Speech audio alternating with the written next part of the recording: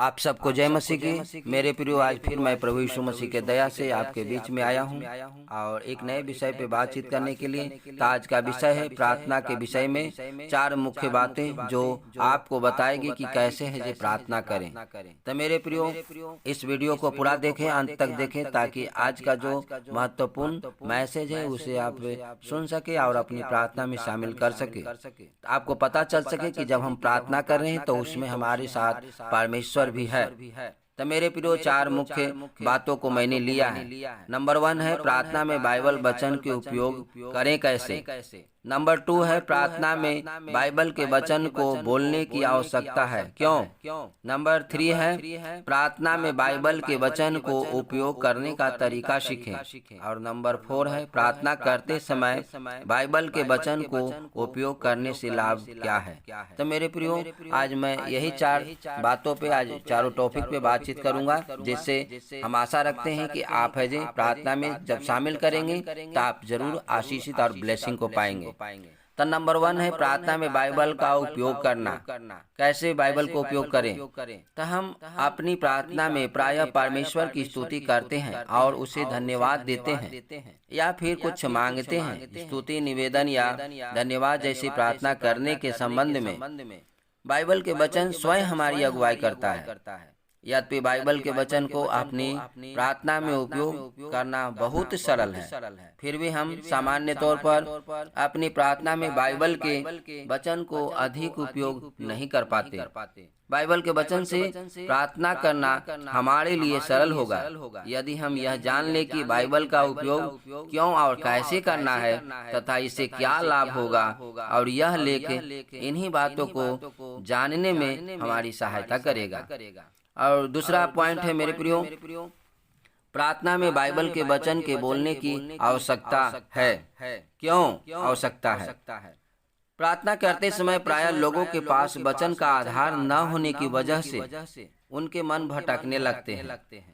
क्योंकि मेरा मानना है कि यदि प्रार्थना के समय मेरा मार्गदर्शन यानी मेरा अगुवाई करने के लिए बाइबल वचन मेरे सामने नहीं है तो मैं उन्हीं रटी रटाई बातों के लिए हुए हम हमेशा यानी निरंतर प्रार्थना करता रहता हूँ और मेरा मन भटकने लगता है।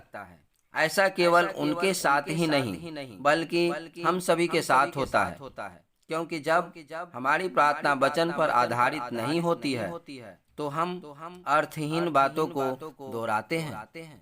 प्रभु यीशु मसीह अपने चेलों को प्रार्थना के विषय में सिखाते हुए कहते हैं कि जब तू प्रार्थना करे तो गैर यहूदियों की तरह अर्थहीन बातों को न दोहरा, जैसा कि मत्ती 6 अध्याय के 7 पद में देखते हैं। प्रार्थना करते समय अन्य जातियों के समान बक बक न करो, क्योंकि वे समझते हैं कि उनके बहुत बोलने से उनकी सुनी जाएगी। अतः अपनी प्रार्थना को हमें परमेश्वर के वचन पर आधारित रखना चाहिए ताकि हमारी प्रार्थना अर्थपूर्ण और परमेश्वर को ग्रहण योग्य हो। इसके साथ ही ध्यान रखें कि प्रार्थना के मुख्य केंद्र में हमें नहीं परंतु परमेश्वर को होना चाहिए। जब हमारी आवश्यकताएं परमेश्वर से बड़ी हो जाती है तब हमारी प्रार्थना परमेश्वर पर नहीं परंतु हम पर केंद्रित होती जाती है। इसके विपरीत जब हमारी प्रार्थना वचन से निकलकर आती है तो उसके केंद्र में परमेश्वर होता है। इसलिए वचन पढ़ते समय आप ध्यान दें कि कैसे परमेश्वर प्रार्थना के केंद्र में है। जैसा कि हम पहला शमूएल 2 के 1 से 10 पद में देखते हैं और भजन संहिता 90 अध्याय को देखते हैं और कुलुसियों 1 अध्याय के 9 से 14 पद में भी पाते हैं। और आगे स्वयं प्रभु यीशु मसीह द्वारा सिखाई गई प्रार्थना पर भी हम ध्यान दें, जैसा कि मत्ती 6 अध्याय के 9 और 10 पद में कहता है, अतः तुम इस रीति से प्रार्थना किया करो, हे हमारे पिता तू जो स्वर्ग में है, तेरा नाम पवित्र माना जाए, तेरा राज आए, तेरी इच्छा जैसी स्वर्ग में पूरी होती है वैसी ही पृथ्वी पर भी हो।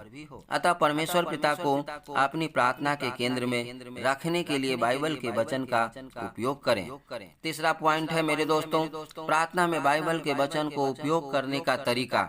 हम कैसे है जे बाइबल के वचन को है जे हम प्रार्थना में शामिल कर सकते हैं। प्रार्थना में हम बाइबल वचन का उपयोग विभिन्न प्रकार से कर सकते हैं। सबसे पहले आप बाइबल का कोई भी अध्याय को पढ़िए तथा अध्याय की मुख्य बात पर उसके संदर्भ में विचार कीजिए और पढ़े गए खंड पर मनन करते समय ध्यान दीजिए कि यह अध्याय आज हमारे ऊपर कैसे लागू होता है। और बाइबल के बहुत से ऐसे अध्याय हैं जिन्हें हम सीधे सीधे अपने ऊपर लागू कर सकते हैं। जैसा कि उदाहरण के लिए हम कुलुसियों 3:12 में देखते हैं कि पौलुस कहते हैं कि अपने हृदय में सहानुभूति, करुणा, दीनता, विनम्रता और सहनशीलता धारण करो। इस पद को हम अपने ऊपर सीधे सीधे लागू कर सकते हैं।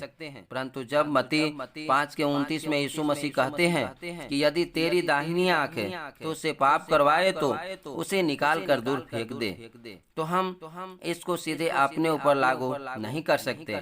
इस पद के आधार पर हम यह प्रार्थना नहीं करेंगे कि प्रभु मेरी सहायता कीजिए कि मैं सच में अपनी आंखों को निकाल सकूं। परंतु इसके विपरीत हम किसी स्त्री को बुरी निगाह से न देखने के लिए प्रार्थना कर सकते हैं। अतः जब भी हम बाइबल के किसी भाग को पढ़ते हैं तो उसे अपने संदर्भ में लागू करते हुए उसके आधार पर प्रार्थना को करें। प्रार्थना के जीवन में ऐसा करना अनेक प्रकार से लाभदायक होगा। जैसा कि हम चौथा पॉइंट में देखते हैं, प्रार्थना करते समय बाइबल के वचन को उपयोग करने का लाभ क्या है और कैसे आपका जीवन में जब प्रार्थना करेंगे और बाइबल के वचन को जब उपयोग करेंगे, शामिल करेंगे, तो कैसे लाभ होगा।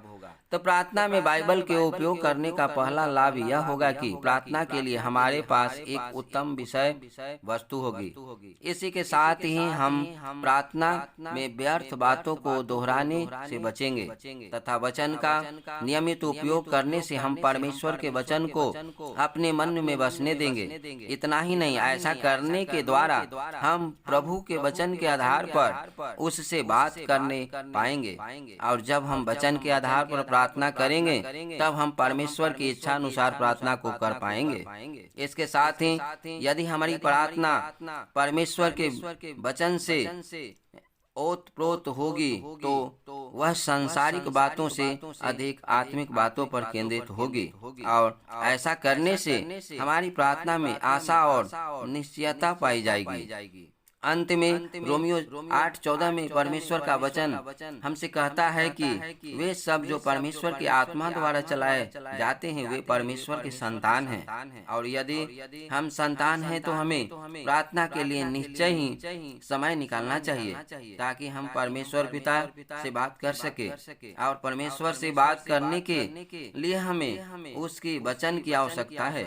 इसलिए हमें अपनी प्रार्थना को वचन पर आधारित बनाने के लिए बाइबल में परमेश्वर के सेवकों द्वारा दी गई प्रार्थनाओं पर मनन करना चाहिए ताकि प्रार्थना के समय हमारा मन न भटके। जैसा कि इफिसियों 3:14 से 21 से और फिलिपियों 1:9 से 11 में हम पाते हैं। प्रार्थना में केवल अपनी पसंद के ही कुछ खंडों का उपयोग न करें, परंतु संपूर्ण पवित्र शास्त्र में से प्रार्थना करें, क्योंकि संपूर्ण पवित्र शास्त्र परमेश्वर की प्रेरणा से रचा गया है और शिक्षा, ताड़ना, सुधार और धार्मिकता की शिक्षा के लिए उपयोगी है। जैसा कि हम 2 तीमुथी 3:16 में हम वचन को पाते हैं। तो मेरे प्रियो, आज जो 4 मुख्य टॉपिक बातें थी जो प्रार्थना के संदर्भ में कि ये प्रार्थना में जब हम इस तरह से शामिल करते हैं चारों टॉपिक को तो हमें पता चलता है कि हम परमेश्वर के प्रार्थना में उनके केंद्रित में हैं, प्रार्थना कर रहे हैं, उनकी इच्छा के अनुसार कर रहे हैं। और जब हम वचन को शामिल करते हैं और वचन से प्रार्थना करते हैं तो हम परमेश्वर पिता के केंद्र में हम प्रार्थना करते हैं और हम ज्यादा बक भी नहीं कर पाते हैं। तो मैं आशा करता हूं कि आज का जो संदेश है, आज का जो परमेश्वर का जो शिक्षा है, उससे आप ब्लेसिंग और आशीषित पाएंगे और अपनी प्रार्थना में है जे इन 4 बातों को जरूर शामिल करेंगे ताकि प्रभु आपको प्रार्थना में शामिल रहें और आपको ब्लेसिंग करें।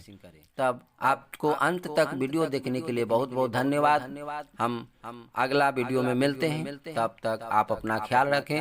आप तब सबको जय मसीह की। God bless you.